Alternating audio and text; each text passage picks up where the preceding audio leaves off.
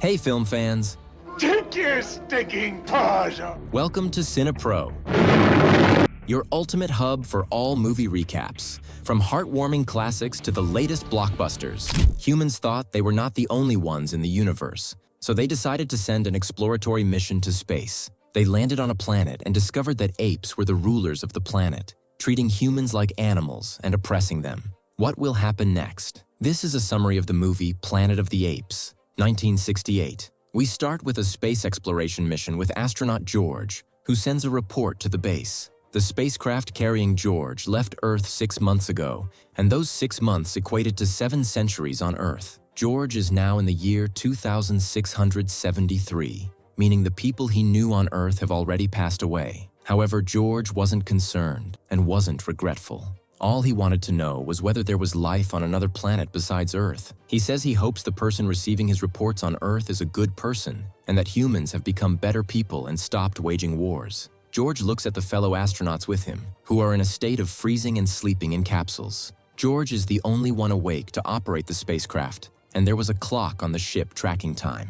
We see the year 2673 displayed. George then goes into the capsule to sleep, and after a while, the spacecraft makes an emergency landing on an unknown planet, landing in water. The spacecraft crew wakes up after feeling the landing and discovers they slept longer than they had calculated. They are shocked to find their colleague Stewart dead, and then water starts entering the spacecraft, forcing the astronauts to exit, especially since they discover the atmosphere is breathable. They check the clock on the spacecraft and find it stopped at November 25th, 3978. They exit the spacecraft and sail in a lifeboat to the shore, surprised by the nature of this planet, as they don't see anyone living there. However, the planet has oxygen and an atmosphere suitable for human life. George tells his colleague they are 320 light-years away from Earth and currently on a planet within the Gemini constellation. But it's impossible to pinpoint the exact planet because no one managed to take reports, which was sinking. They reach the shore, and George manages to bring 3 bags from the spacecraft containing first aid supplies, food, and drink, enough for 3 days, and a bag with a gun. One of them, named London, asks how long a day here is compared to Earth. They talk about their deceased colleague Stewart, saying she likely died due to pressure loss. George mentions they've been flying for a year and a half, equivalent to 2,000 years on Earth, so there's no hope of returning, and even if they did, everything would have changed. They need to study this planet because they will live here. The third astronaut, named Dutch, analyzes the planet's atmosphere, revealing that plants can't grow due to low carbon dioxide, but the planet is still suitable for humans. They realize they only have 3 days before their food and drink run out, so they decide to explore the planet. Before leaving, London plants an American flag on the shore, and the astronauts set off on their journey. The surrounding environment is full of rocks and sand with no sign of life. Suddenly, there are unexpected landslides, and they slip. Then, they see lightning and thunder in the sky, but strangely, it doesn't rain, even though the sky is cloudy and there are no visible stars. They spend their first day without finding anything and rest in their location, feeling discouraged. George talks to them, saying they are light years away from Earth, and even if they manage to return, they won't find their loved ones or the people they knew.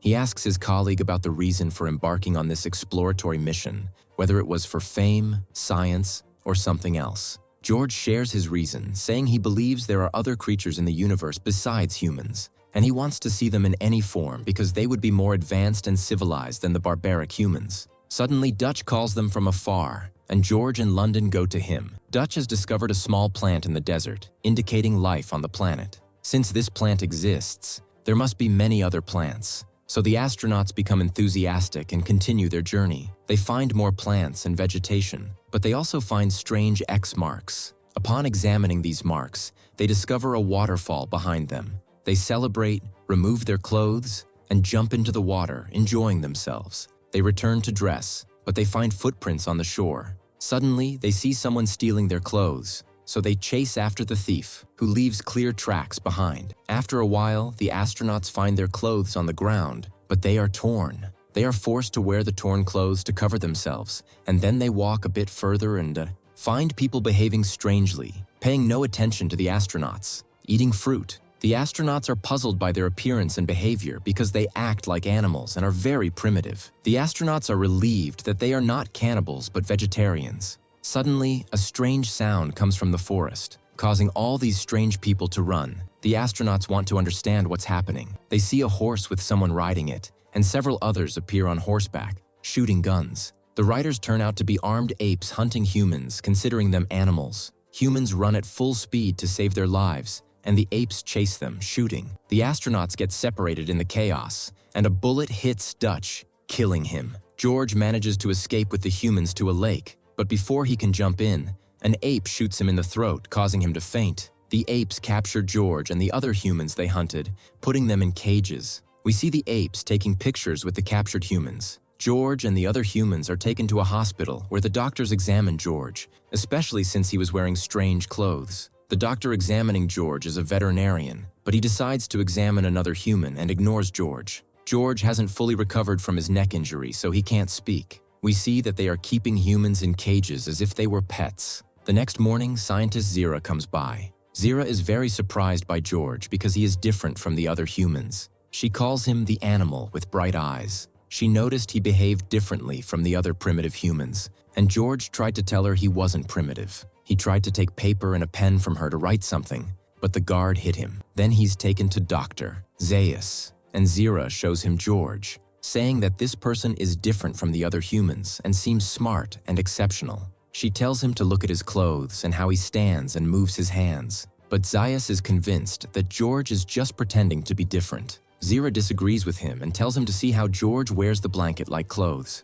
Zaius says all humans are dangerous creatures and should all be killed. They then put a girl in George's cell as a gift. The next day, they put George and the girl in another big cage. Zira brings her fiancé, Cornelius, to show him George. Cornelius is not impressed by George and sees him as a very primitive human with nothing special. While they talk, George writes on the sand to communicate, but no one notices. Later, Dr. Zaius comes, and they talk about George. Suddenly, one of the humans attacks George without reason, and the guard intervenes to stop the fight with fire. Zaius saw the words that George wrote on the sand. Strangely, he wiped the sand quickly. Zira visits George afterward and apologizes for what happened. Quickly, George grabs a paper and pen from her and writes his name, George Taylor. Zira is shocked by George's actions and even more surprised that he can write, so she takes him out of the cell and brings him to her house. Cornelius still doesn't believe that George can write and says humans are primitive and stupid and don't know how to read or write. He thinks it's a trick by George,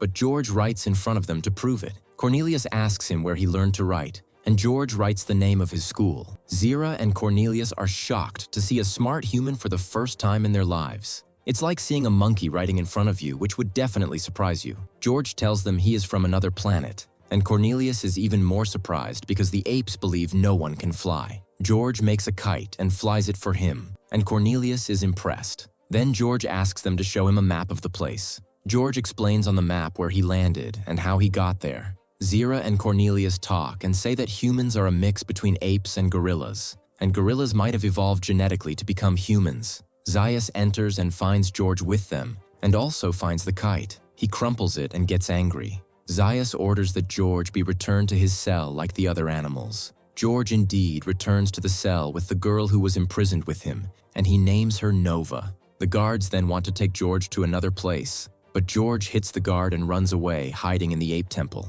However, another ape sees him, so he runs again. George continues to escape and runs through the city, eventually reaching a museum where he sees humans preserved. George is shocked by the scene and then escapes to the street, but the guards throw a net over him and capture him. Finally, George regains his voice and his vocal cords improve. The apes are shocked because they see a human speaking for the first time. The guards return George to the cell. There, George tries to teach Nova to speak, but the guards come in and spray them with water, separating the two. But the apes are smart and separate them so George can't talk to her. George and Nova are placed in adjacent cells, and George talks to Nova and tells her his story. He tells her he is from Earth, and that he was neither married nor in love with anyone. He asks her to be his girlfriend, and George manages to make Nova laugh. Then the guards arrive and put a collar around George's neck and take him to court to be tried for his escape. Zira and Cornelius arrive to defend George as if they were his lawyers, but the judges are annoyed by Zira and Cornelius's actions and say that humans are just animals with no rights. George tries to defend himself, but Zaius intervenes and attacks George, saying he is irrational and can't answer simple questions. George tries to answer Zaius's questions, but he fails because of the ape culture. Zaius prevents him from speaking and tells him to write what he wants to say and submit it to the judges. Cornelius reads what George wrote. George was saying that he was an astronaut and arrived from another planet, but the judiciary didn't believe this and asked to see the people who were with George in the spacecraft. They send George to the humans to find his companion. George manages to find London among them, but he looks strange, as if he has become primitive like them. London doesn't recognize George, and George finds a scar on London's head, realizing that Zaius performed brain surgery on London, making him backward. George is angry and wants to attack Zaius, but the guards capture him and drag him to court. Cornelius defends George again, saying George described the area where he landed accurately, proving he is indeed smart. Zira says all this evidence indicates George is from another planet or was born on this planet. She also tells them she previously dissected a human body and discovered that humans can't speak because they have a brain problem. But since George can speak, it shows he is smart, not stupid, and this is the truth they don't want to accept. The apes indeed refuse to listen and don't want to hear anyone defending humans. Zira and Cornelius accuse the ape system of intentionally keeping knowledge away from humans and wanting humans to remain ignorant and stupid for an unknown reason. The judges announce their final decision and decide to hand George over to Zaius for experiments and surgery. George wanted to ask the apes many questions for a long time and asks Zaius how they originated and, more importantly, why he is so afraid of him. But Zaius refuses to discuss with him and says humans must be eliminated. He tells George he will perform surgery on him in 6 hours and orders the guards to put him in the cell. Meanwhile, Zira is upset with the court's decision and sends a relative to help George and Nova escape from their cell. Zira's relative takes them to meet Zira and Cornelius gives them horses and some food. Cornelius decides that they should all go to the place where the spaceship is, and indeed, the 5 of them move and arrive. When George reaches the beach, he shaves his beard, and Cornelius tells George that he was an archaeologist and he wanted to show him the cave he was digging in. But at that moment, Zeus and his men arrive, and when George sees Zeus, he raises his weapon at him. Zeus negotiates with George, telling him if he can prove that humans are the origin of civilization and that they came from the apes, he will leave him alone. George agrees to this deal. They all enter the cave where Cornelius was digging for antiquities and indeed find human skulls and bones. They also find glasses and surgical tools that doctors used. Cornelius tells Zeus that maybe there was a civilization living before them that used metal. They discover a toy doll that says Mama, and George asks if there is an ape that can make a talking doll. This is evidence that humans are the origin of civilization, but George tries to find stronger evidence. Suddenly, they hear gunfire from outside. When George goes out, he finds that Zeus's men have broken the agreement. So George takes Zeus hostage and orders all the apes to leave, threatening to kill Zeus. George tells Zeus he will let him go if he gives him 2 horses for him and Nova, along with food and drink. Afterwards, he ties Zeus to a rock to humiliate him as he was humiliated. He asks him why he is afraid of him.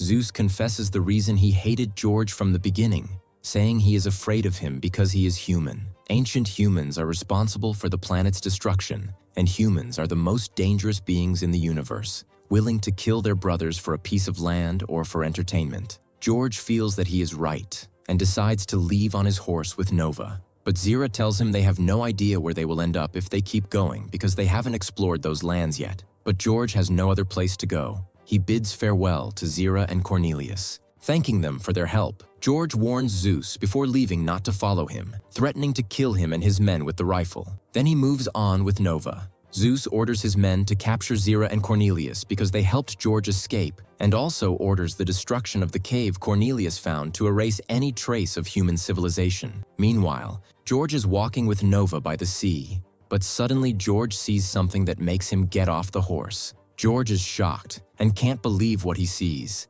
saying that humans indeed ruined and destroyed the planet. Nova sees that George is upset and shocked, but doesn't understand why he is so disturbed. We discover that George was looking at the Statue of Liberty, but it was destroyed. We understand that George and the astronauts didn't land on another planet. They landed on Earth, but 2,000 years later. This brings us to the end of the episode. I hope you enjoyed it as much as I did. If you did, make sure to subscribe for more awesome content. Thanks for watching, and I'll catch you in the next one.